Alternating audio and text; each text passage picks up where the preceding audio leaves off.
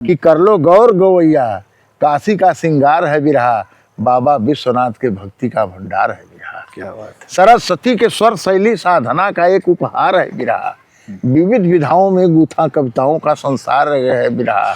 बेटी कह बाबा घर जात बाय खोज बर, देखी के लुभाए मति जाय ताम झाम के, दुल्हा का हाट ठाट बाट बड़ा महंगा बा, गधा बेचात बाट ढेर ढेर दाम के। जहाँ तक ये लेखन का ज्ञान है कि हम साथ में पढ़ते थे तब से ही हमको यह आना शुरू हो गया। सक्रिय रूप से तो लेखन प्रारंभ हुआ 69। रात भर गाने के बाद बल्ली थक जाते थे तो हम बल्ली को भोजन करा के चारपाई पर सुता देते थे, अपने जमीन पर सो जाते थे। गणेश अखाड़े में आपका संबंध बना तो कैसे बना? कि जो रामदेव जी गाए, या तो गायक उसे पीछे हट गए या उनके गायकी से परे की चीज रही।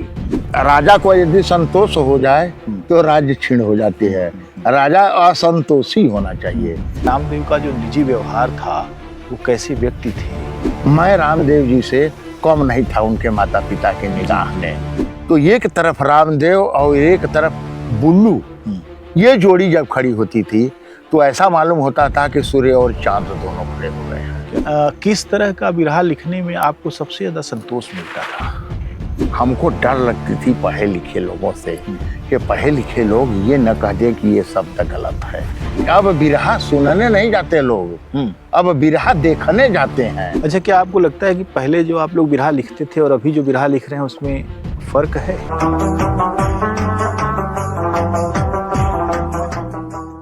हमारे सर की फटी टोपियों पर तंज न कर, हमारे ताज अजायब घरों में रखे हैं। राहत इंदौरी का यह शेर पुराने दिनों के वैभव की तरफ संकेत करता है। और जब हम बिरहा के ऊपर बात करने जाते हैं, जगह जगह लोगों से मिलते हैं और उसके बहुत सारे जो सबूत है उसको इकट्ठा करते हैं, तो हमको लगता है कि जो इसका पुराना पक्ष है वो बहुत मजबूत है, बल्कि वही हमारी विरासत का सबसे महत्वपूर्ण पक्ष है। तमाम बड़े गायक, तमाम बड़े कवि और तमाम उद्भट साजिंदे बाजिंदे पुरस्कार, ये सब पुराने ज़माने में हुआ करते थे। आज के युवक युवतियों का जब गाना सुनता हूँ मैं तो आवाज़ में कोई लोच नहीं, जैसे रहट्ठा हो उस तरीके की आवाज़।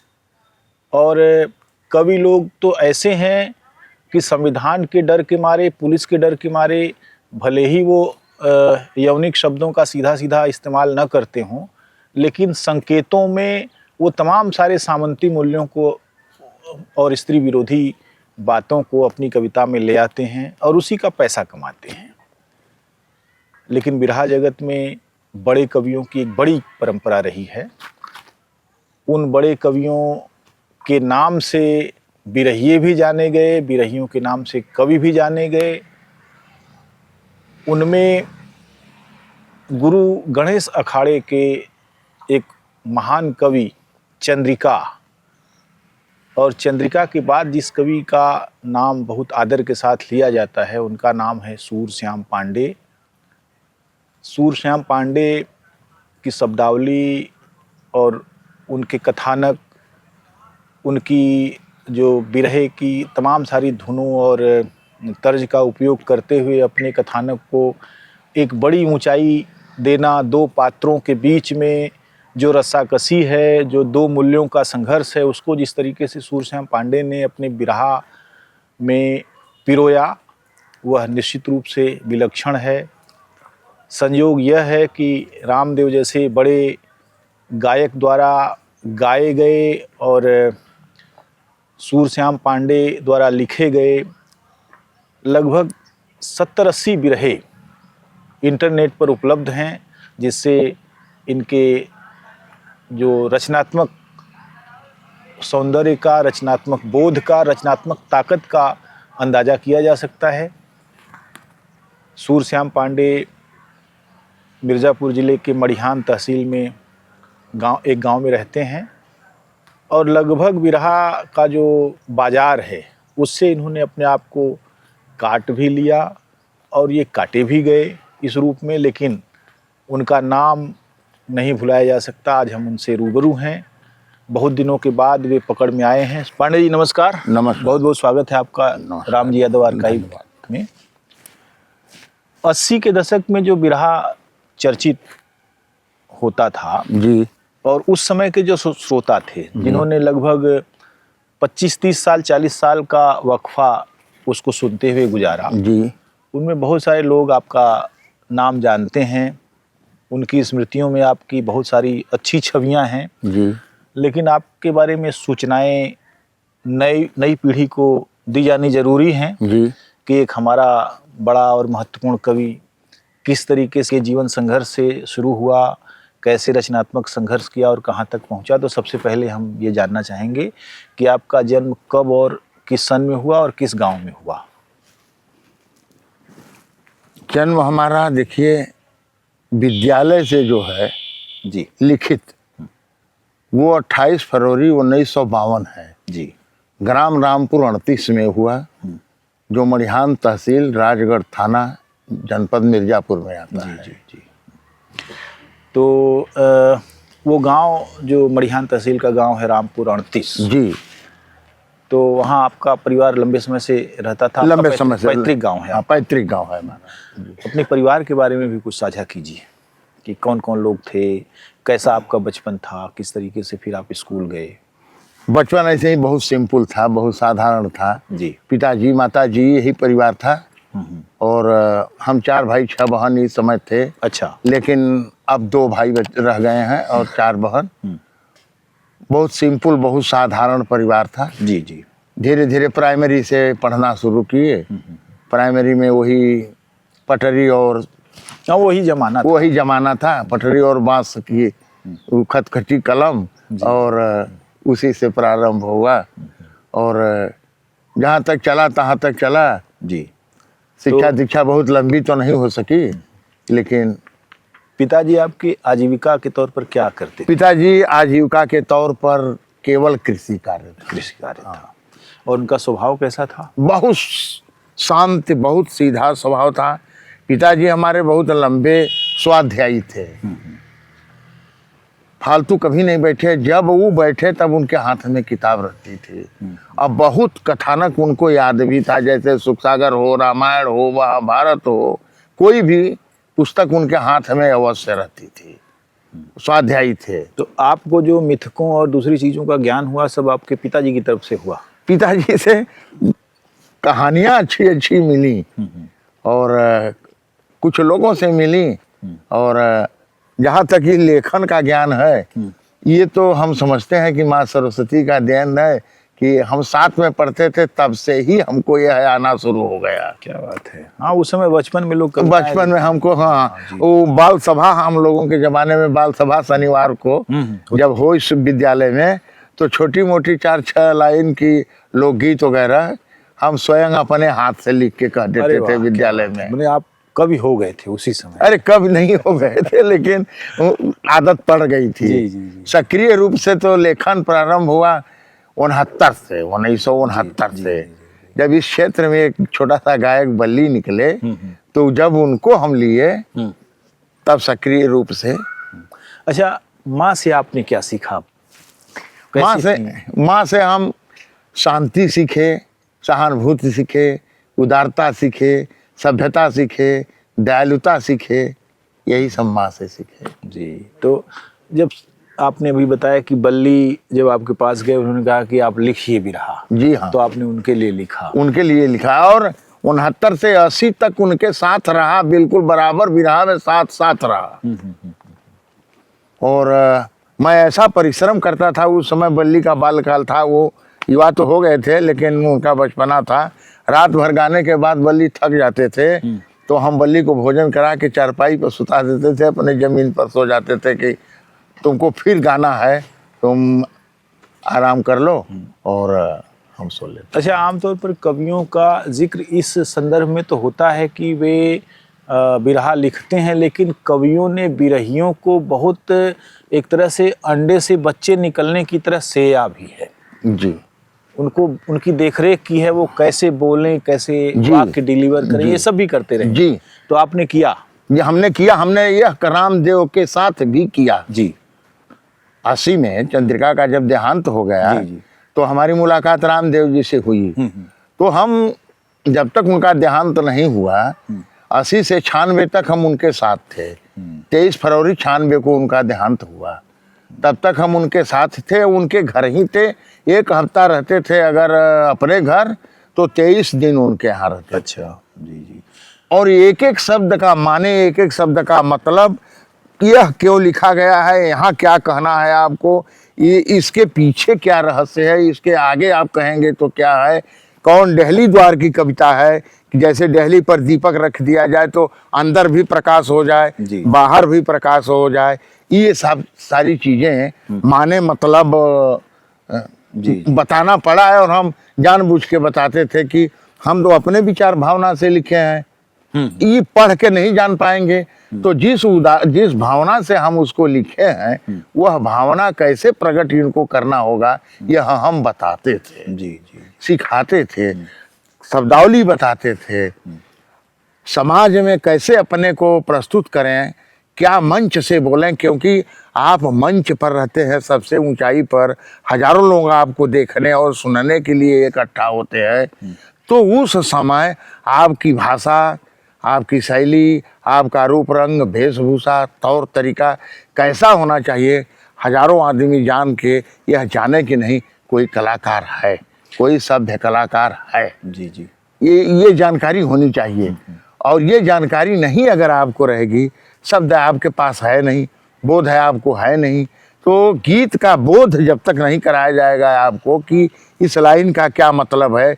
जैसे हम एक जगह लिखे कि दरिया से दूर किनारा ना हुई, चाहे क्षीर नीर विष बहे लहू की धारा, दरिया से दूर किनारा ना हुई।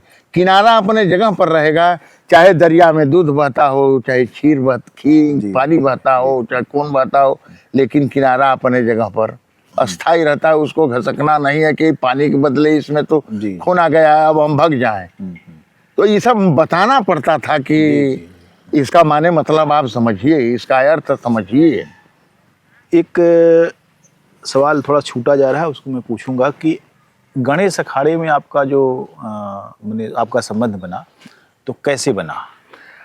इस के लिए यही समझिए कि इस एरिया में घोरावल के पास में चंद्रिका के शिष्य 1-2 थे। तो जब हमको बल्ली के साथ वो लोग देखे तो हमको वो लोग लिवा के गए चंद्रिका जी के यहाँ, नहीं गुरु पूजा में, चंद्रिका जी के देहांत के बाद। अच्छा, चंद्रिका जी से आपसे सीधी मुलाकात नहीं हुई हमारी, देखी ताकि उनसे जी। नहीं है। तो वहां लिवा के गए तो वहां जाने पर ऐसा पता चला कि चंद्रिका जी का देहांत हो गया है, गुरु पूजा इस वर्ष नहीं मनाया जाएगा, शोक सभा होगी। तो उसमें शोक सभा में सबसे पहले हमको कह दिए लोग कि आप आए हैं, कोई बताया कि एक नए कवि आए हैं। तो हम तो डर रहे थे, संकोच हमको आ रहा था कि इतने बड़े सभा में और मंच में हम तो कभी बोले नहीं हैं। लेकिन हमको ले गए लोग कि चलिए आप आए हैं। और शायद उन लोगों को आभास रहा हो कि चंद्रिका जी का देहांत हो गया है, कोई अगर योग्य मिल जाए तो ठीक है, किस लिहाज से ले गए लोग। तो वहाँ जो कुछ हमको आया अपनी टूटी फूटी भाषा में हम कहे कि सबसे पहले तो दुर्भाग्य हमारी है कि हम आए थे मिलने और गणेश जी के अखाड़े में सम्मिलित होने, लेकिन संयोग से श्रद्धांजलि देने का अवसर आ गया। तो मैं चाहूँगा कि आप सभी लोगों से, जितने गायक कलाकार श्रोता बंधु इकट्ठा है आज, सब लोग 2 मिनट मौन रहिए, रख के और मृत आत्मा की शांति के लिए ईश्वर से प्रार्थना कीजिए। तो इस प्रकार आपकी एंट्री हो गई। इस प्रकार हमारी एंट्री हो गई। फिर हमको रामदेव जी निमंत्रण दे दिए कि चंद्रिका के तिरही में उनके गांव आइए। अच्छा, मैंने मोहम्मदपुर। तो हम मोहम्मदपुर चले गए। तो अखाड़े के सब वरिष्ठ गायक जैसे रामलाल, बच्चन, रामदेव जी, भरत, ऐसे ऐसे कई लोग इकट्ठा थे वहाँ, पुजारी जी बहुत लोग थे। जी। तो हुआ भाई कि अब चलेगी नैया कैसे, तो सब लोग अपनी अपनी गीत प्रस्तुत करने लगे। तो रामदेव जी हमसे कहे कि आप अभी कुछ लिख के लाए हैं। हम कहे हमको तो मालूम ही नहीं था कि कुछ लिख के लेके आना है, हम तो केवल तेरही का निमंत्रण, आप कहे थे आने के लिए, आ गए। तो हम उस समय कालिदास और विद्योत्तमा का एक विरहा लिखे थे। अच्छा। वो हमको याद नहीं है, देखिए उतने दिन से भूल गया। जी जी। कालिदास और विद्योत्तमा का विरहा हम लिखे थे, वही हम दिए पढ़ने के लिए। तो पढ़ के उसमें से राम भरत कवि थे, जी जी। शायरी के धुरंधर कवि थे वो। तो वो पढ़े तो सब लोग निर्णय लिए और रामदेव जी से कहे कि देखिए भाई रामदेव जी, इनसे काम आपका चल जाएगा, इनका लेख स्वर्गीय चंद्रिका से मिलता जुलता है, जी, जी। मिल रहा है, इससे काम चल जाएगा। फिर उसके बाद वो अपना पता घर का दिए और कहे कि वो हमारे यहाँ आइए। तो पूछते पूछते बनारस हम उनके घर पहुंच गए। जी। उस समय पहला बिरहा उनके यहाँ हम लेके पहुंचे थे, गरजा गगन मगन हो गई धरा रंगीन, जवानी जब संगीन पर चढ़ी। क्या बात है, वाह। तो एक क्रांतिकारी का बिरहा हम लेके गए थे उनको। जी, जी। तेरी में यही लिखे थे कि गरजा गगन मगन हो गई धरा रंगीन, जवानी जब संगीन पर चढ़ी। तो इसी बिरहा से हमारा उनका साथ हुआ। फिर उसके बाद नाग पंचमी आई तो नारी की गरिमा दलदल में फंसी। उस समय एक निकलता था कौन युग करके किताब निकलती थी साप्ताहिक, धर्मयुग करके। उसके मुख्य पृष्ठ पर निकला था, भंवरी पड़ी भंवर में भंवर सिंह की मारी, नारी की गरिमा दलदल में फंसी। तो इसी को हमने लिख दिया कि इस समय दहेज चरम सीमा पर है, बहुत लड़कियों की हत्या हो रही है, बहुत बहुएं मारी जा रही हैं, बहुत परेशानी हो रही है, पैसा जिसके पास नहीं है उधर दर का ठोकर खा रहा है। तो उसमें एक कविता भी लिखे कि भाई दादा पिता शादी की तैयारी कर रहे हैं कि लड़की की शादी देखी जाए, कहीं न कहीं हो जाए। तो लड़की सामने नहीं आती है जब शादी की बात होती है, तो लड़की दरवाजे के आड़ में खड़ी होके सुनती है, लेकिन सुनते सुनते कहती है कि बेटी कहे बाबा अगर जात बाटा खोजे बर, देख के लुभाए मत जाया ताम झाम के। क्या बात, मैंने एक तरह से कुंडली के छंद जी, बेटी कहे बाबा अगर जात बाया खोजे बर, देख के लुभाए मत जाया ताम झाम के। दुल्हा का हाट ठाट बाट बड़ा महंगा बा, गधा बेचात बाट ढेर ढेर दाम के। बीए में पास का नयास विश्वास, कौनो रोड पर घूमत बाट कर सीन काम के। भद्रा समाज में करत बाट जतरा, तू पतरा दिखाए ल बुला के सूर श्याम के। बहुत अच्छा।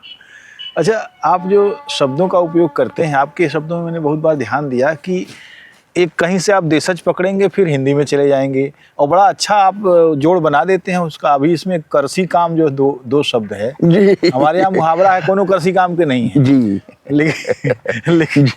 लेकिन करसी एक बदेश शब्द है जी, है और काम जो है एकदम हिंदी का। ये एकदम माटी का शब्द है, एकदम ठेठ है। इसको लेने से ऐसा लगता है कि हम माटी का स्पर्श कर रहे हैं, अपने देश गांव घर में हम हैं। करसी न काम के, मांगी जे दहेज मती वो करी दुआर जाय, मारे दे ठोकर तू ऐसने जमाई के। शुरुआत में मांगता थे अंत तक मांगी, बाबा चिट्ठिया पठाई राउर बिटिया सताई के। क्या बात है, बहुत अच्छा। जेब देव जब दहेजवा करे जवा के, काट काट तब न जुड़ाई जीवो अधम कसाई के। जहियाले देव बाबा तहियाले खुश रही, ना तो फेंक दे जारी मारी नटई दवाई के। बहुत अच्छा, बहुत अच्छा। हमने अब एकदम एक व्यथा है एक ऐसी स्त्री की जो अभी भविष्य में जाने वाली है जी गृहस्थ जीवन में, लेकिन उसको पता हो रहा है कि कैसे लोग मिलेंगे, जी क्या होगा। जी जी जी जी। फिर आपकी गाड़ी कैसे बढ़ी आगे? अब फिर उसी में लगे रहे, ऐसे ही चलती रही।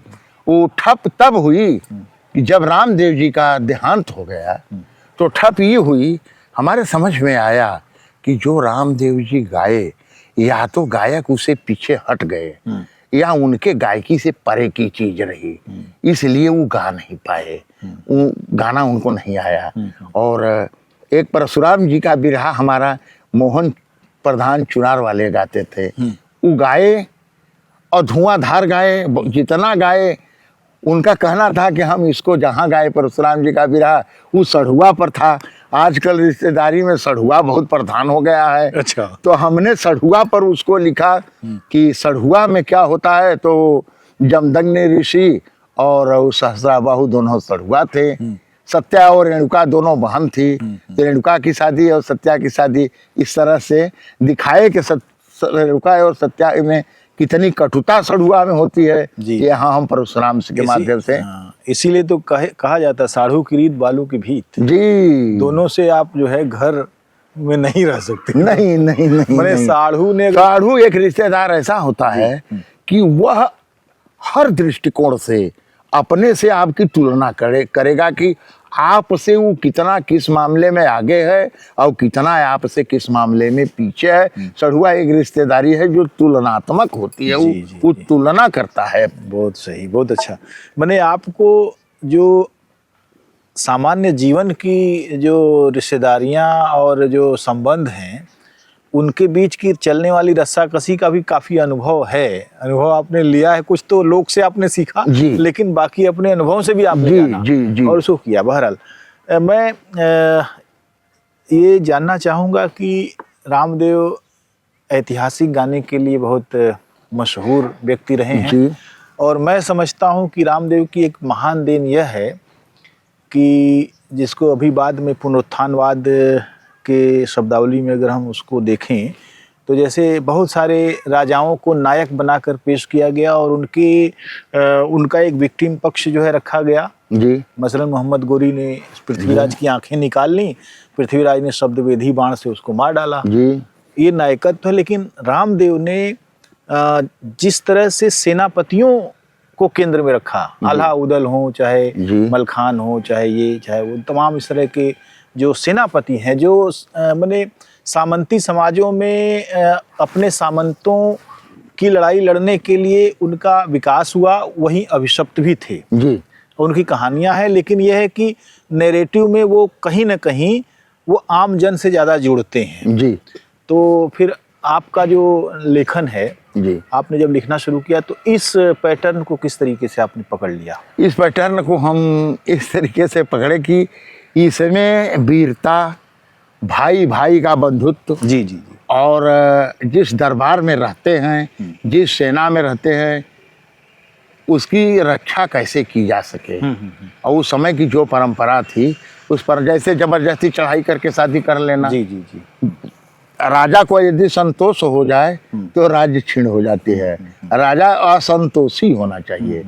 तो राजा का उत्साह है और राजा का शौर्य पराक्रम बढ़ाने के लिए जो सेना, जैसे आल्हा उदल जी, कन्नौज जयचंद के दरबार में, परमाल के दरबार में महोबा, तो जिसके यहाँ रहते थे उसका यदि रक्षा नहीं करेंगे, ये पुरुषार्थ इनकी नहीं होगी, बल पौरुष का इनके प्रदर्शन नहीं होगा, तो फिर इनके रहने का तात्पर्य क्या रहेगा? मुझे लगता है इतिहास अगर बहुत खोजबीन करके लिखा जाएगा कि उसका लोक पक्ष क्या था, तो उसमें ये चीज़ें बहुत महत्वपूर्ण एविडेंस के तौर पर हैं जी।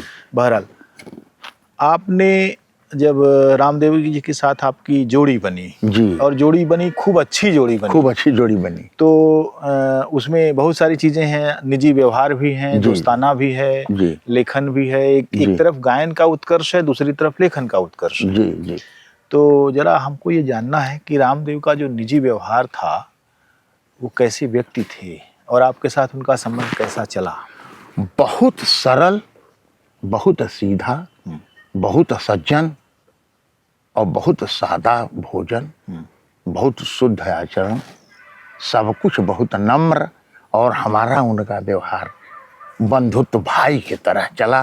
और उनके पिताजी भी थे, वो पिताजी का प्यार पुत्रवत मुझे मिलता रहा, उनके माता पिता का जी, जी। व्यवहार मुझे पुत्रवत मिलता रहा। मैं रामदेव जी से कम नहीं था उनके माता पिता की निगाह में।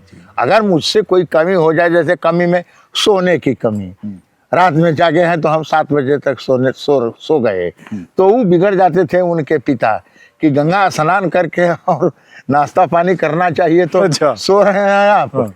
इस तरह का प्रभाव था। और हमारे अंदर भी ये गुण था कि बुजुर्ग हैं, पिता हैं, तो ये जो कह रहे हैं वो मानना उचित है, जी। हमें मानना चाहिए। हमें अफसोस है कि रामदेव जी के स्वर्गवास के बाद उनके बच्चे रास्ता भटक गए। जी। उन सबों के दिमाग में यह नहीं आया, जो हिंदुस्तान का सबसे बड़ा बिरहा का गायक रहा, वीर रस का, जी। रामदेव, उसको गवाया जो आदमी, जो कविता लिख के दिया, बिरहा लिख के दिया, गीत लिख के दिया, वो मौजूद है, तो हम भटक क्यों रहे हैं? तो भटक गए तो केवल बिरहा से नहीं भटक गए, हर चीज से भटक गए। अब तो एक ही रह गया है। हाँ, पिता के आचरण और व्यवहार से भी भटक गए। हाँ, रामदेव जी की बहुत सारी जो व्यक्तिगत खूबियां मुझे लगती हैं कि वो लोक में विद्यमान हैं। जी। वो मानवीय व्यवहारों में भले ही वो थोड़ा गुस्सैल थे, कड़ियल थे, अड़ियल थे, जी। लेकिन वो अपनी बहुत सारी चीजों कड़ियल इस मामले में थे जी, जब वो उनके समझ में आ जाए कि यह आदमी अपना प्रोग्राम हमारे साथ इसलिए कराया है कि आज हमारे पक्ष वाले यहाँ ज़्यादा हैं, आज हम रामदेव के साथ अगर गा लेते हैं तो हमारा नाम हो जाएगा कि बहुत हम रामदेव के साथ गा लिए, हम भी बड़े गायक जी हैं। तो उस जगह उनको आभास हो जाता था कि ये हमको हमारा जोड़ी बनने के लिए गाना चाहता है। तो उस दिन शुरू में उनकी तैयारी हो जाती थी कि वीर रस से ही प्रारंभ करेंगे और 2 गीत के बाद इसका काम तमाम हो जाएगा, फिर इस वीर रस में ये आदमी आ नहीं पाएगा, उस रात बिताएगा, हमको आराम करना। इस जगह पर कड़ियल भाव था उनका। जी। आपके प्रथम शिष्य बल्ली जी, बाद में आपके मित्र और आपके गायक रामदेव जी, पहला मुकाबला इन दोनों का औराई में हुआ था। उस समय हम थे नहीं सर। अच्छा। हाँ। अच्छा, उस समय बल्ली गा रहे थे। हाँ। पहले से। हाँ। तो ऐसे धुरंधर मुकाबलों का कुछ याद है जो बहुत ही? धुरंधर मुकाबले में बल्ली का मुकाबला परशुराम से हुआ था। अच्छा। माधो सिंह रेलवे स्टेशन है औराई के बगल में। जी जी। लोरिक पहलवान हम प्रोग्राम कराए थे, हंडा और झंडा पर वो प्रोग्राम पहले तो हुआ हंडा था। टांगा ही जाता था जी, परशुराम जी से, तो वहाँ हंडा झंडा बल्ली के हाथ लगा था। अच्छा। और दूसरे रामदेव जी के साथ जो दूसरे गायक थे उनका रामदेव जी का तो बहुत, मेरा ख्याल एक जमाने में उनकी बाजार सबसे ज़्यादा तपी हुई थी। वीर रस में तो तपी हुई थी, लेकिन मैं ये भी कहूँगा कि जैसे सूर्योदय हो जाए तो एक तरफ रामदेव और एक तरफ बुल्लू, ये जोड़ी जब खड़ी होती थी तो ऐसा मालूम होता था कि सूर्य और चांद दोनों खड़े हो गए हैं। क्या बात है। दोनों उतर आए हैं। अब बाकी हर व्यक्ति रामदेव के सामने छोटा लगा है और बुल्लू के सामने छोटा लगा है। रामदेव जी की कमजोरियां क्या थी जिससे कि वो कुछ धूमिल पड़ने लगे थे बाद में? उनके अंदर कोई कमी नहीं थी, व्यवहारिक या शारीरिक कोई कमी नहीं थी।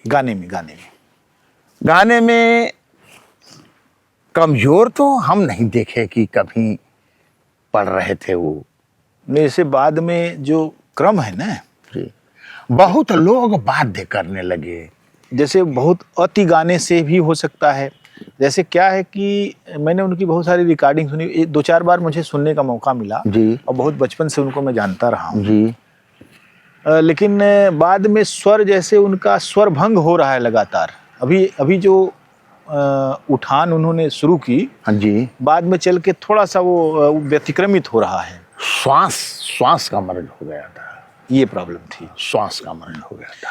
लेकिन जैसे किस्से से कहने का जो उनका ढर्रा था वो पुराने जैसा बना रहा। वो अपनी बात को ऐसे ही रखते थे जी, और अपील का जो जैसे वो कहते थे, अपील वाला शब्द जो है ना जी, वो थकने लगे थे। श्वास का कुछ असर हो गया था उनको, इसलिए कुछ थकने लगे थे। और कुछ उनको इतना प्रेशर देने लगे कि गाने वाले लिखने वाले कि एक ठो हमारा गा दीजिए, हमारा भी नाम हो जाए, एक ठो हमारा भी गा दीजिए, नाम हो जाए। तो अब उसको चाहे अच्छा समझिए या हल्का समझिए या ऊँचे समझिए, इसलिए कैडर में कुछ फर्क हो जाता था दो लेखकों का गाने में। एक आदमी का गाए तो कुछ और था, दूसरे का गाए तो कुछ और था, क्योंकि कभी अपने अपने दिमाग से लिखता है, हृदय का उद्गार। हम तो लिखते हैं, हम जानते हैं कि अगर किसी की माँ का देहांत हो गया है तो उसको क्या होगा, कितना कष्ट उसको होता होगा। हमारी माँ मरी थी तो हमको कितना कष्ट हुआ था, उसी का अनुभव हम लिख देते हैं कि उसको भी उतना ही कष्ट हुआ होगा। हम तो ऐसे अनुमान लगाते हैं। जब तक इंद्रिय अनुभव नहीं होगा तब तक मुझे जी, हमको तो यही अनुभव लगता है। फिर से आते हैं आपकी तरफ। जब आपने खूब जम के बिरहा लिखना शुरू किया तो क्रमशः कौन कौन से बिरहे हैं आपके जो रामदेव ने गाए और कौन कौन से दूसरे लोगों ने गाने का प्रयास किया, उसमें कुछ लोग अच्छे बन पाए बाकी नहीं बन पाए? गाने का प्रयास हमारा बिरहा, एक बिरहा परशुराम जी का सढ़ुआ वाला मोहन प्रधान चुनार वाले गाए, और उसके बाद बल्ली के छोड़ देने के बाद फिर हम 95 से आज तक दबंग को गवाए, दबंग के साथ रहे। और एक चुनार में रामधनी है, रामधनी है, गाते हैं। और कोई हमारा बिरहा न पसंद किया, न कोई हमसे गाया। हम उसको कह सकते हैं कि वो बिरहा जैसा नेचर उनका गाने का है वैसा वो बिरहा नहीं था, इसलिए उनको नहीं पसंद पड़ा। जैसे आपका जो आपके बिरहों का कुछ क्रम जानना चाहता हूँ मैं, कौन कौन सा आपने बिरहा लिखा? जैसे बिरहा आलाखंड तो लिखे ही, जी जी, भौरी भंवर सिंह लिखे, महाभारत भी लिखे, दहेज में लिखे, विधवा विवाह में हमने लिखा कि बिना सिंदूर चली गवन की गोरी, जीवन की आशा कोरी रह गई। विधवा विवाह, विधवा विवाह पर भी हमने प्रकाश डाला, दहेज पर भी हमने प्रकाश डाला। एक और पिया के घर एक और मसान मुस्काला, सासुर में सच के जाला डोलवा। उस समय जब दहेज में बहुत हत्याएं हो रही थी बहुओं की जी, तो उस समय जब लड़की की विदाई होती है तो हाँ, हमने बिरहा के टेरी में लिखा था कि एक और पिया के घर एक और मसान मुस्काला, सासुर पे सच के जाला डोलवा। मसान सोच रहा है कि हमारे ही यहाँ आना है, और ससुराल पिया का घर सोच रहा है कि बहू आ रही है। मैं समझता हूँ आल्हा आलखंड जो है आपका और भंवरी भंवर सिंह, ये तो कल्ट बिरहा हैं। ये तो जब तक बिरहा रहेगा तब तक मुझे लगता है कि उसकी अपनी एक अलग ही जगह है जी। उसके अलावा भी बहुत सारे बिरहे आपके मैं देखता हूँ जो है क्या बोलते हैं, जो मिथकों पर आधारित है। जिसमें एक बार एक बिरहा में है जैसे मंदोदरी कह रही कि राम के यहाँ जाके माफ़ी मांग लो, यहाँ से शुरू जी। और तमाम सारी जो है। तो किस तरह का बिरहा लिखने में आपको सबसे ज़्यादा संतोष मिलता था? ऐसा है कि हमको गायक के अनुसार जो गायक प्रस्तुत कर सके, सब बिरहा को मैं एक ही उत्साह के साथ एक ही सब भाव में लिखता था कि कहीं से कोई कमी ना मिले। हमको डर लगती थी पढ़े लिखे लोगों से कि पढ़े लिखे लोग ये न कह दें कि ये शब्द गलत है, इसका माने ये नहीं ये होता है, यहाँ ऐसा ना हो के यहाँ ऐसा होना चाहिए। हमको समाज से और पढ़े लिखे लोगों से, शिक्षित लोगों से, भय से हम बिरहा लिखते थे कि अश्लीलता न हो। जैसे रानी शब्द है, रानी अगर कहना है तो सीता जी को केवल रानी नहीं महारानी कह दीजिए, तब शोभा देता है। जैसे ये एक बड़ा सवाल है कि जो शायरी आई बिरहा में जी, और जो तमाम तरह के छंद अलंकार ककहरा इस तरह की प्रविधियां आई बिरहा में जी, तो उसमें वो प्रविधियां ही हैं, भाव नहीं है, भाव पक्ष उसका कमजोर है। जी। एक शायरी हम लिखे थे जी। कि दो चार सखियां तैयार होके और जाती हैं रंगरेज के पास और उससे चुनरी उनरी रंगाने का अपना प्रश्न करती हैं। तो कहता है कि बहन जी क्या रंगना है, क्या आप बता रही हैं, क्या छापना है? तो बताई कि रंग दे रंग रजवा काबा काशी मस्ताना चुनरी में, रीति का रंग प्रीति का पानी रहे सुहाना चुनरी में। चार इकाई चार वेद दिश चार सजाना चुनरी में, चार दूना आठ बस आठ लगाना चुनरी में, चार तिहाई 12 रास शिवलिंग सजाना चुनरी में, चार चौके सिंगार 16 कला फसाना चुनरी में। जी। ऐसा रहे अनोखा ढंग कभी ना उतरे इसका रंग, दंग रह जाए जो देखे ऐसा रहे तराना। क्या बात है, वाह। तो मैंने इसमें भाव भी है, इसमें शब्दावली भी है, लेकिन बहुत सारी जगहों पर मैं देखता हूँ शब्दों का जाल इतना ज़्यादा हो गया है जी कि फिर वो भाव नहीं समझ में आता कि कह क्या रहे। शब्दों का जाल अब हम किसी के लिए तो नहीं कह सकते, नहीं, लेकिन अपना प्रवृत्ति आई, अपना अनुभव हम कह सकते हैं। वो लोग समझ जो ऐसा शब्द का प्रयोग कर रहे हैं उनको ऐसा लग रहा है कि हम खूब क्लिष्ट शब्दों का प्रयोग करेंगे तो हमारा बिरहा हाईलाइट हो जाएगा, हमारा बिरहा बहुत पसंद हो जाएगा। शब्दकोश देख के शब्द लिख रहे हैं, उनका अपना नहीं है, उनके पास अपना शब्द नहीं है, शब्दकोश का शब्द नहीं है। कविता लिखने के लिए पर्यायवाची जानना सबसे जरूरी होता है, और पर्यायवाची अगर कमजोर, क्योंकि बिरहा जैसी ऐसी विधा में जिसमें हिंदी भोजपुरी अवधी सबके शब्द मिले हों, तो उसमें पर्यायवाची अगर आप नहीं जानेंगे तो नहीं लिख पाएंगे। इसका सबसे बड़ा उदाहरण तुलसी है जी, उनके यहाँ, और कबीर हैं जी, जिनके यहाँ हर चीज जो है जी, अलग अलग जोन से चली आती है। जी, हमन है इश्क मस्ताना, हमन को होशियारी क्या है, होशियारी भी है, इश्क मस्ताना भी है, हमन भी है जी, तो तमाम सारी चीजें। जी। ये जो आपका लेखन था, आपको लिखते हुए लंबा समय बीता, आपको कितना संतोष हुआ उससे? बहुत संतोष हुआ हमको जी जी। हमको हम रास्ता चलते हुए कलम डायरी रखते थे और मन में सोचते रहते थे, रास्ता चलते हुए जहाँ एक लाइन आया उसको हम वहाँ बैठ के लिख लेते थे। और कभी कभी ऐसा होता था कि बिरहा का नशा चढ़ा तो नदी नार में निकल गए, हम खलिहान वलिहान में निकल गए, वहाँ लिखे पूरा किए, और लिखने के बाद गायक को देने के बाद फिर उसको रख दिया, हम पढ़े नहीं कि क्या लिखे हैं और क्या नहीं लिखे हैं। फिर गायक के मुंह से ही और बिरहा लिखे तो रामदेव को दिए, तो अक्षरशः समझाने के बाद, धुन तर्ज बताने के बाद उनको सौंप दिए कि अभी आप लीजिए, आप इसको गाइए। यही बात बल्ली के भी साथ किए, यही बात दबंग के भी साथ कर रहे हैं। जी। कवियों की शिकायत आमतौर पर मैं देखता हूँ कि ये है, अगर कवि खुद भी गाता है तब तो कोई बहुत ज़्यादा दिक्कत नहीं है, लेकिन केवल लिखने वाले कवि की शिकायत ये रही है। एक कवि ने तो यह कहा कि हम लोगों की कीमत यह है कि लोग जहाँ जूता रखते हैं तो सोचते हैं कि वो जूता अगोरते रहें और खोए न। जी। अगर खो गया किसी का जूता तो कहेंगे कि आप कर क्या रहे थे। जी। दूसरे कवि ने कहा कि हमको क्या कुछ कोई महत्ता ही नहीं हमारी है। बहुत सारे कवि जो है इस मामले में हैं जो असंतुष्ट हैं, जिन्होंने कुछ जो है उनको नहीं दिया बिरहियों ने, जबकि बिरहियों के पास मैं समझता हूँ कि आज बनारस का, मैं अवधी, बुंदेलखंडी और भोजपुरी तीनों ही इलाकों में गया हूँ जी। तो भोजपुरी का अदना पदना गायक भी जो है अपनी स्कॉर्पियो पर चलता है। जी। अवधी में उस तरह की चीज़ें नहीं हैं अभी ज़्यादा, जी। हैं वहाँ भी कुछ लोगों के पास, लेकिन यहाँ तो है, यानी इसका बाजार बहुत है। जी।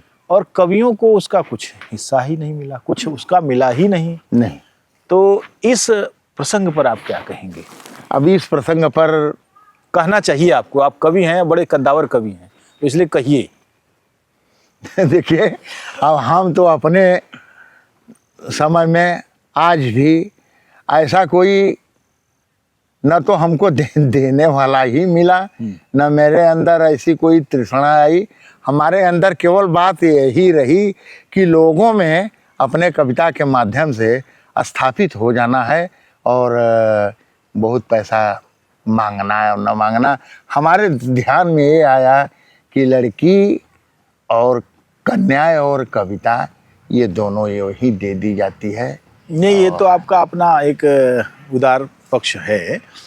मुझे याद है मणि मधुकर के किसी नाटक पर मैंने ये देखा था। मणि मधुकर एक बड़े नाटककार थे जिन्होंने रसगंधर्व और एक और बड़ा मशहूर नाटक उनका लिखा था। जी और कई नाटक, अनिल बर्वे का एक नाटक हमीदाबाई की कोठी और थैंक यू मिस्टर ग्लाड, दो उनके नाटक बड़े प्रसिद्ध हुए, बहुत खेले गए। जी शंकर शेष थे, उनके नाटक खेले गए। तो वहाँ लिखा रहता था कि यदि आप नाटक हमारा कर रहे हैं तो प्रति मंचन 200 रुपये आप हमारे अकाउंट में डालेंगे। ये 20 साल पहले की बात जी था। जी जी तो कवियों के लिए भी यह होना चाहिए कि जितने भी बिरहिए उनके बिरहे गा रहे हैं, जी जी तो जैसे मान लीजिए विजय दबंग ने आपका बिरहा 5 बार गाया तो आपका 1000 रुपया बनता है कि महीने में आपके अकाउंट में डाल दें। ऐसे 10 लोग अगर गा रहे हैं तो 1000 सब लोग डालें। ये कोई भीख नहीं है, जी ये कोई ऐसा दबाव नहीं है, आपका हक है। जी और मैं समझता हूँ बिरहा के कवियों को ये बात कहनी चाहिए कि भाई जितने भी परफॉर्मेंस आप देंगे, जी आप प्रति परफॉर्मेंस 200 रुपये कवि को देंगे आप। जी और यह आपके ऊपर है कि आपने कितना किया। आपने 10 बार गाया तो आप 2000 दीजिए, आपने 25 बार गाया तो आप 5000 दीजिए, लेकिन आप दीजिए, क्योंकि यही मेरी खेती है। जी इस बात पर बताइए आपका क्या कहना है? अब इस बात पर अब दबंग जी हैं तो एक ही प्रोग्राम में मान लीजिए कि एक बार हम साथ गए, हम साथ गए, साथ रहे, चाहे दबंग जी के चाहे रामधनी के, दो ही गायकों के साथ मैं गया हूँ। आप बल्ली के साथ भी रहा हूँ, लेकिन क्या दिए क्या न दिए मैं उसके संबंध में, ये गोपन रहस्य है इसका ये गोपनीय रहस्य है। ये ठीक है, अच्छी बात है, लेकिन मैं ये जानता हूँ कि स्वाभिमान से जीने के लिए जैसे होता और है ना, दबंग जी हैं जैसे एक प्रोग्राम में गए तो ये एक ही प्रोग्राम में 1000 2000 दे दिए। नहीं वो तो उनकी उदारता बड़प्पन वही रामधनी का भी जी है। जी, क्योंकि मैं ये मानता हूँ कि अगर किसी कवि को जी रेगुलर उसकी एक गायक एक गाना गाता है 20,000 रुपये पाता है, उसको 200 रुपये क्या होता है उसके लिए? कुछ नहीं होता है। लेकिन एक कवि को ये एहसास होता है कि उसने जो लिखा उसका मिल रहा है। एक प्रस्तुति में अगर मान लीजिए वो 5000 भी कमाता है तो भी 200 रुपये क्या मायने रखता है? कुछ नहीं, लेकिन इससे कवि का घर चलता है। कवियों ने अपनी लड़ाई खुद नहीं लड़ी। नहीं, आपके गाने रामदेव जी ने जो गाए हैं वो सब यूट्यूब पर उपलब्ध हैं। इससे पहले कैसेट कंपनियों ने उससे पैसे कमाए। जी तो क्या कवि के रूप में आपको रिकॉग्नाइज किया उन्होंने, दिया कुछ? अब देखिए वो है नहीं, लेकिन अगर ना कुछ कहूँ तो अन्याय होगा, लेकिन 15 प्रोग्राम 20 प्रोग्राम साथ में किया, कलकत्ता से गोवा तक, पुणे तक, बम्बई तक, दिल्ली तक 15 दिन साथ रहा, 15 प्रोग्राम किया। चलने लगा तो यही स्थिति रही कि 44 साल गुजार दिया काशी बिरहा के साथ, कागज कलम लेके गया था लौटा खाली हाथ। क्या बात है, ये त्रासदी है, ये त्रासदी है।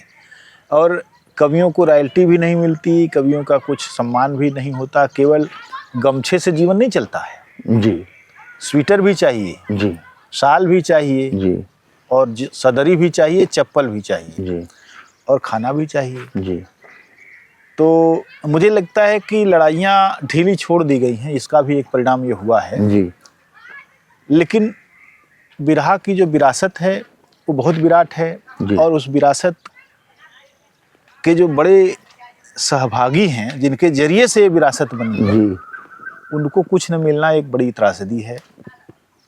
और दूसरी चीज़ कि अब भी लगातार चीज़ें चल रही हैं, अब भी हो रही हैं, अब भी नहीं मिल रहा है, तो और ज़्यादा दिक्कत है। जी। संगीत के शास्त्रीय पक्ष को सरकारों ने बहुत ज़्यादा सपोर्ट किया, उनको पैसा दिया और लगातार उस पर पैसा खर्च होता रहा जी। लेकिन बिरहा के लिए चवन्नी नहीं सरकार ने खर्च किया। बिरहा के कवियों के लिए कुछ नहीं किया। बिरहा के कवियों की मैं देखता हूँ किताबें है ही नहीं बिरहे की। नहीं। आपने कभी सोचा कि आपकी किताब छपनी चाहिए? सोच के क्या करते था सर, जब ऐसा था ही नहीं, हुआ ही नहीं। क्योंकि मुझे लगता है कि आज के 50 साल बाद अगर कोई जानना चाहेगा कि सूरश्याम कवि ने क्या लिखा और वो कैसे लिखते थे, उनके शब्द कैसे बैठाए जाते थे, जी। कविता कैसे बनाई जाती थी, गाना कैसे बनाया जाता था, जी, कैसे जी, उसमें जी। दो कैरेक्टर का जो मिलने का जो उत्साह और बिछड़ने का जो वियोग है, कैसे सूरश्याम कवि के उसमें अब देखिए, शब्दावली वियोग है। में हमने एक बिरहिन की कविता लिखा है, जी। इसको बिरहा में डाल देते हैं हम हम्म। कि कंत के वहीं से, जैसे गोप, गोपी, गोकुल, गोपाल, गोवर्धन, ब्रिज, बरसाना, वृंदावन, बांके बिहारी, बंसी, यहाँ से बिरहा निकला। जी। बिरहा यहाँ से निकला। तो है उसमें कि कंत के वियोग में कलोल हित कामिनी, कल्प के बितावे रैन चैन नहीं पाती है। चंद्रमुखी चंचल चित चितवत है चहूं ओर, चाहत चकोर जैसे एक बूंद स्वाति है। शीशिर बिताई कर शी परिसी है, प्रीतम की आस प्यास बन के सताती है। आए न कंत अंत डोली बिरह बयार, छाए बसंत कूक कोकिला बजाती है। कवि जी, एक चीज मुझे बताइए, अभी मैं वही पूछ रहा था आपसे कि 50 साल बाद जब आपको पढ़ा जाएगा, जी तो सुना जाएगा एक प्रक्रिया है, लेकिन पढ़ा जाए ये बहुत ज़रूरी चीज़ है। जी। और इसके लिए ज़रूरी है कि वो छपे। आपने बिरहा क्यों लोगों ने नहीं गाया? आपने उसका एक पक्ष रखा कि लोगों को शायद हमारी शब्दावली से थोड़ी असुविधा होती थी। जी। एक चीज़ मैं देखता हूँ कि बहुत सारे गायक और गायिकाएं जी। जो उनके तलफ़ुज़ हैं जी। वो बड़े गड़बड़ हैं, जी। वो सड़क से जाते हैं। जी। आप उससे सहमत हैं? जी। मैंने ये ऐसा होता है ना? हाँ बिल्कुल, लेकिन ये गलत है। बिल्कुल गलत। तो जब ये गलत शब्दावली, गलत तलफ़ुज़ है, वहाँ आपका बिरहा कैसे समझेंगे? क्योंकि आपके यहाँ तो तत्सम और तद्भव दोनों का बड़ा वैभव है। तो ये एक प्रॉब्लम थी क्या? आपके समझ में आता है? यही प्रॉब्लम है कि पहले अब बिरहा सुनने नहीं जाते लोग, अब बिरहा देखने जाते हैं। तो उसमें क्या देखते हैं? नचनिया देखते हैं। देखिए, बिरहा ऐसी एक विधा है कि इसको बहुत आडंबर की जरूरत नहीं है। खेत खलिहान में केवल साउंड की जरूरत है। दरी लगा लीजिए, खेत खलिहान में आप साउंड लगा दीजिए। यदि आप बिरहा गायक हैं तो हजारों आदमी वहीं जमीन पर बैठ के सुनने लगेंगे जी। आपको कोई आडंबर की आवश्यकता नहीं है। और बिरहा ऐसा है कि जब तक हाथ में करताल देखेंगे तो बगैर बताए जान जाएंगे कि बिरहा का कलाकार है। लेकिन आजकल हाथ खाली रख रहे हैं गायक, इसलिए कि वीर रस गाने के लिए उन्हें पगड़ी बांधना है और वीर रस गाने के लिए ताल ठोकना है और उनको कमर में गमछा बांध के थोड़ा कमर हिलाना है।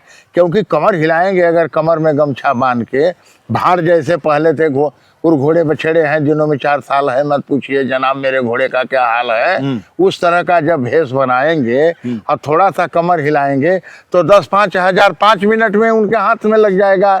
तो काहे चिल्लाएंगे कि गौना कराए पिया घर बैठौले अपने कोयलरिया में लागल हो, निर्मोही दगा दे के भागल हो, कि क्यों गाएंगे? गा ही नहीं जाएगा उनसे, आवाज ही नहीं है।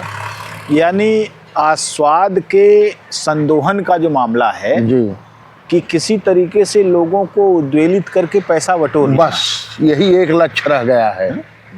तो बिरहा तो खत्म हो गया। हाँ, बिरहा आप गायक खत्म हो गए सर, बिरहा तो खत्म नहीं होगा। बिरहा तो ब्रज से आया तो बनारस टिका और बिहारी जी के गले में गया, और फिर वो बिहारी जी के गले से निकला तो बुल्लू के गले में गया, बाबा भोलेनाथ के नगरी में गया।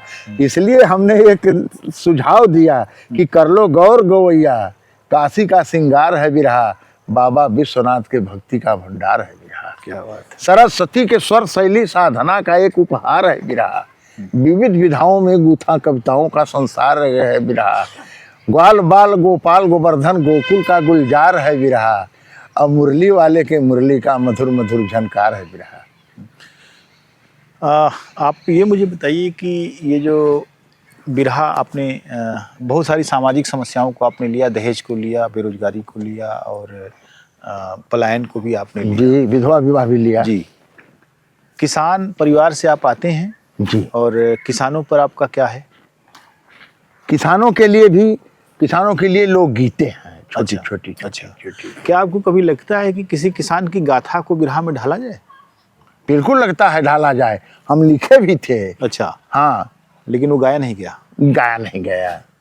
अच्छा, ये जो लिखे थे हम कि धन रे किसान तोर अजबे कहानी, भोर ही में जाग जाले दुनहु परानी।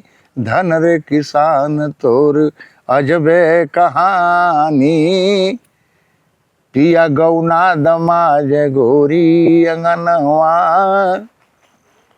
इस तरह से जी जी, दुहि दुहि दुधवा पठावले दुकानी, धन रे किसान तोरी अजबे का। हाँ, क्या बात है। मैंने घर में अब घर का उत्पाद घर के काम नहीं आ रहा। नहीं आ रहा है, ये है। दुहि दुहि दुधवा अच्छी बात पठावले दुकानी। तो और एक किसान के संबंध में हमरो एक लड़की बयान करती है कि हमरो गांठ जोराइल धरती पूत किसान, धरती पूत किसान तो महान से, हमरो गांठ जोराइल धरती पूत महान से, गांव के किसान से। खेतवा मिलल बा सरकारी, पियवा बोले बा तरकारी, हम तो सोहरी करी सांझीले बिहान से, गांव के किसान से। जी, अच्छा, आप मिर्जापुर जिस जिले के हैं उसमें कजरी का बड़ा वैभव था। जी, कजरी का कजरी है जी। और कजरी के लोग बिरहा में भी गए। जी, तो कजरी की अपनी शब्दावली है, उसकी साहित्यिकता है और तमाम सारी चीज़ें हैं। बफ़त जैसा शायर जो है यहाँ पर मिर्ज़ापुर में जी हुआ, जी, जिनकी कजरी का एक बड़ा अद्भुत, जी जी जी जी जी। उसका प्रभाव कितना आपने ग्रहण किया? उसमें उसकी शब्दावली और जो कड़ी होती है, भाव होता है, शब्द होता है, उसको सुनने के बाद हमने ग्रहण किया। जैसे ये उन्हीं की कविता कजली सुनने के बाद, बफल की कजली सुनने के बाद ही हमने लिखा, बिना पसारे जल में जाल मछवारे, पाते मीन नहीं, वार तीर का सहे वीर सह सकता है बलहीन नहीं। बिना जंग ब्याहे जमुना को किसी का ऐसा दीन नहीं, वीरांगनाओं की बसती में बसती है कसबी नहीं। ये शैली बफत के जी जी जी, कजली की है, तो ये सीखे हम उनसे, तो उसको अपने में ढाले। टेरी के बाद चौकड़ा जब आता है, बिरहा में एक चौकड़ा गाता है, तो उसको हम वहाँ जरूर रखते हैं, अवश्य रखते हैं, हर बिरहा में रखते हैं। अच्छा, क्या आपको लगता है कि पहले जो आप लोग बिरहा लिखते थे और अभी जो बिरहा लिख रहे हैं उसमें फ़र्क है? बहुत ज़्यादा फर्क है। क्या फ़र्क है? फर्क यही है कि अब जो बिरहा की विधा है उससे बिरहा हट गया है। अच्छा, बिरहा विधान में नहीं है। जो आकाशवाणी में जैसे कोई प्रोग्राम अपने को जाए कि हमारा कलाकार हो, हम हमारा प्रोग्राम आकाशवाणी ले, तो उसको विधा लिख के देना पड़ता था, 14 विधा, और 14 विधा से बिरहा परे हो गया है, जिसमें नयकवा भी आता है, चैता भी आता है, सोहर भी आता है, पूर्वी भी आती है, छपरहिया भी आती है, कजली भी आती है। अब ये जो पड़ोसी वाले जो हैं नए नए गीत निकाल दिए, भद्दी भद्दी गीत, वो गीत जब बिरहा में डाले लोग, तो बिरहा में गिरावट आ गई। वही गिरावट का कारण है। पहले तो लोग लिखते थे कि मन को मार ले मरने वाले, तब मर जाना सूझेगा। अच्छा, जब भी मैं ये देखता हूँ कि कोई भी विधा, जी, वो चाहे साहित्य में कहानी हो, प्रेमचंद का जमाना जी आप जानते जी हैं। जी जी, प्रेमचंद का जमाना गुलामी का जमाना था और उसमें बहुत सारी चीज़ें जी उन्होंने अपने तरीके से परिघटित भी की, देखा भी, जी, और बहुत सारी ऐसी चीज़ों पर उन्होंने लिखा जो समाज और सत्ता के गठजोड़ से जन विरोधी हुआ करती थी। मसलन सवा सेर गेहूँ जी या और भी दूसरी कहानियाँ, जी, तो बाबा जी का भोग, या ऐसी अनेक कहानियाँ, गोदान उपन्यास उनका। जी। मैं ये जानना चाहता हूँ कि उस समय साहित्य अगर अमर है इसलिए कि उसने अपने समय की राजनीतिक आलोचना की, सामाजिक आलोचना की, जी, तो बिरहा ने क्या किया?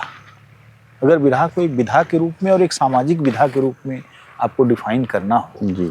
तो बिरहा ने कैसे आलोचना की समाज की? बिरहा बहुत ज़्यादा आलोचना समाज में, यही जो तमाम इस घटनाएं जो हो रही हैं, बुराइयां, जो सामाजिक जो कुरीतियां, सामाजिक कुरीतियां हैं जी, उसके विपरीत।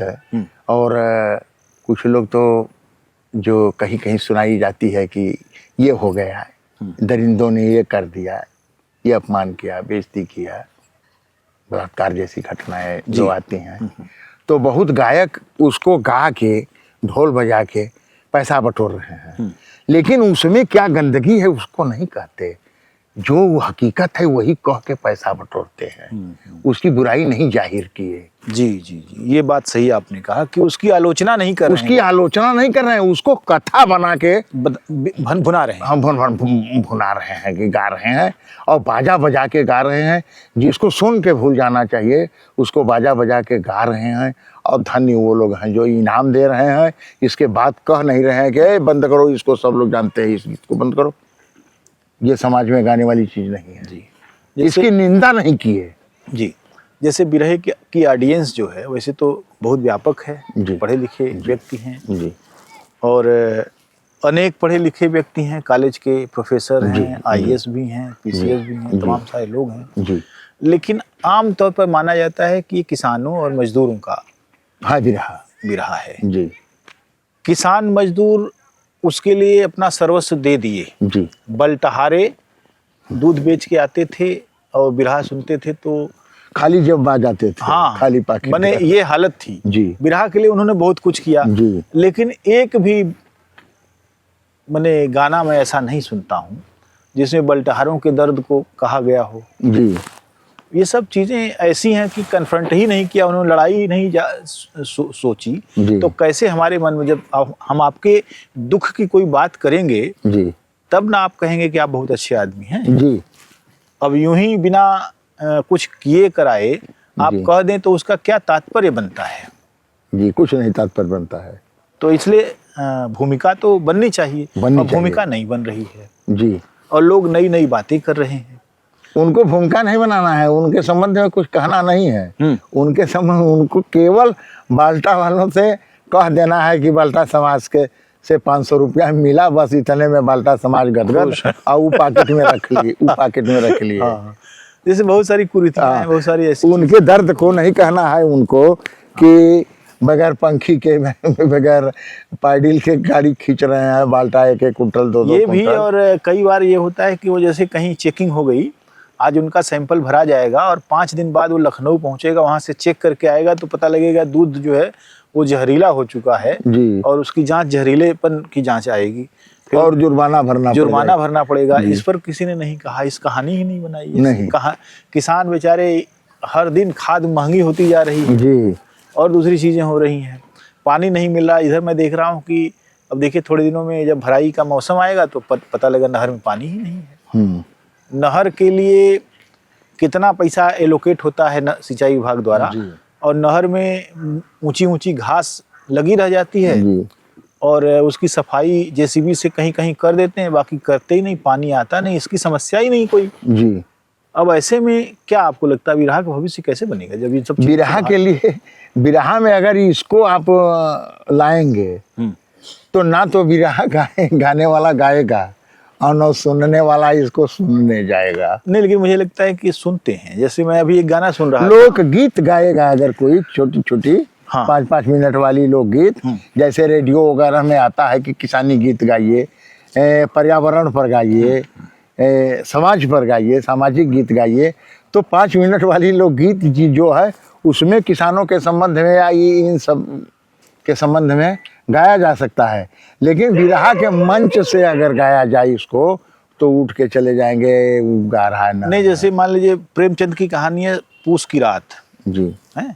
एक किसान है जो पूरा जोर लगाए हुए है कि हमारी फसल बच जाए चरने से जानवरों के।